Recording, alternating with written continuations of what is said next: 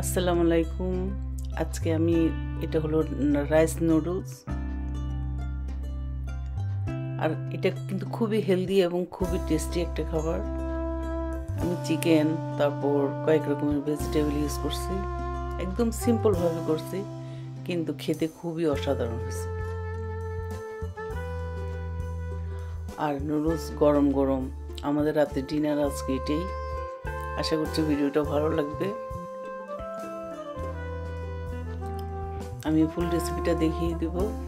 এই যে এই নুডলসটা আমি নিয়ে আসছি, এখন এটাই আজকে ভাজি করব রাতে ডিনারের জন্য। প্রতিদিন কিছু না কিছু করতে হয়, তো ভাবলাম আজকে এটাই করি।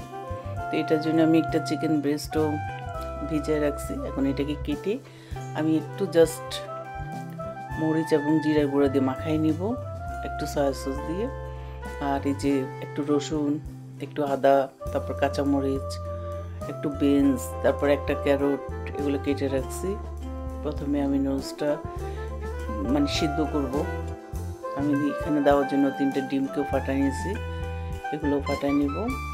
আর এই নুডলসটা কিন্তু খুব একটা অন্যান্য নুডলসের মতো সিদ্ধ করা যাবে না। এটা হলো জাস্ট পানি দিয়ে জাস্ট বেশি না 2-3 মিনিট রাখতে হবে, এরপর এটা ড্রেন করে ফেলতে হবে। আর বেশি নরম হয়ে গেলে কিন্তু এটা গলে যাবে, এটাও মাথায় রাখতে হবে।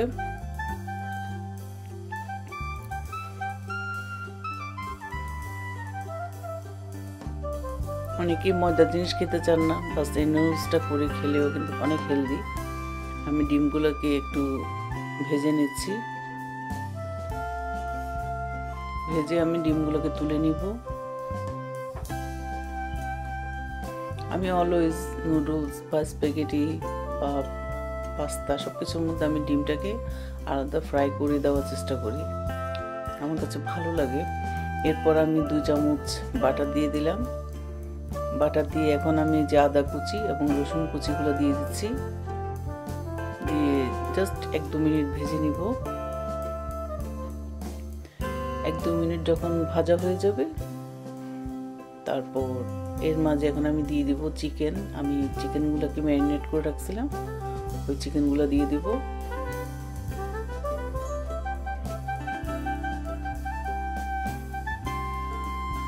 বাস এখন আমি ঢাকনা দিয়ে চিকেনগুলোকে একটু বয়েল করে নেব।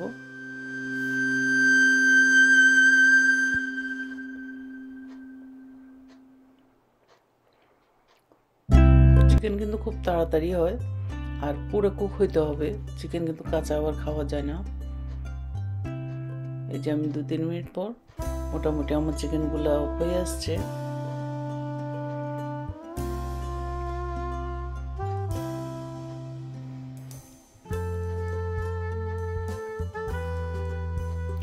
এখন আমি দিয়ে দিব এই যে পেঁয়াজ, তারপর টমেটো, তারপর বিনস, ক্যারট, সব ভেজিটেবলগুলো আমি দিয়ে দিব। আর এসব সবজি হতে কিন্তু খুব একটা সময় লাগে না, এগুলো 2-4 মিনিট হলেই কিন্তু হয়ে যায়।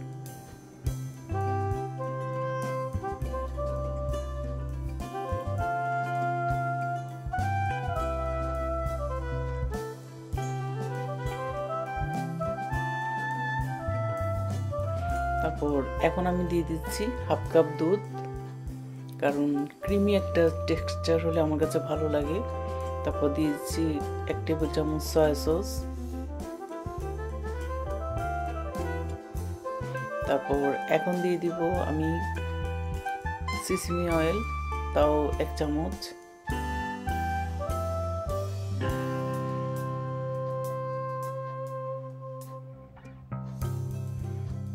একদম ক্রিমি একটা কালার এসে গেছে। তারপর এখন আমি দিয়ে দিব ডিম। তারপর এখন দিয়ে দিব যে নুডলস আমি বয়েল করে একটা স্ট্রেনারে পানিটা ঝরে রাখছি, ওই নুডলসটা এখানে দিয়ে দেব। এই যে দেখেন কি সুন্দর ঝরা ঝরা হয়েছে। বেশি যদি সিদ্ধ হতো তাহলে কিন্তু একদম গলে যেত।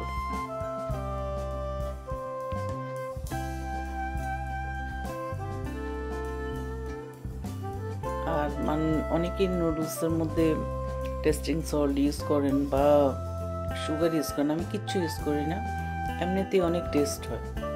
আমার রেসিপিটা যদি ফলো করেন, আপনারা করেন, অবশ্যই দেখবেন যে খুবই মজা হয়। আমি কয়েকটা কাঁচামরিচও ইউজ করছি। তারপর লাস্টে নামানোর আগে আমি দিয়ে দিলাম একটু চিলি ফ্লেক্স, আর সামান্য হাফ চামচের মতো দিয়ে দিচ্ছি ব্ল্যাক পেপার। বাস, আমার রান্নাটা কমপ্লিট। আর আমি টেস্টও দেখছি, খুবই মজা হয়েছে। মানে আর কিচ্ছু লাগবে না, শুধু এটা দিয়েই আপনি রাতের ডিনারটা করে ফেলতে পারবেন। এই যে আমি সার্ভ করে নিয়েছি। আশা করছি ভিডিওটা ভালো লাগবে। ভালো লাগলে অবশ্যই লাইক করবেন, শেয়ার করবেন, আমার চ্যানেলকে সাবস্ক্রাইব করবেন এবং আমার ফেসবুক পেজকে লাইক করবেন। আজকে এই পর্যন্তই। নেক্সট ভিডিও দেখার আমন্ত্রণ রইল। আল্লাহ হাফিজ।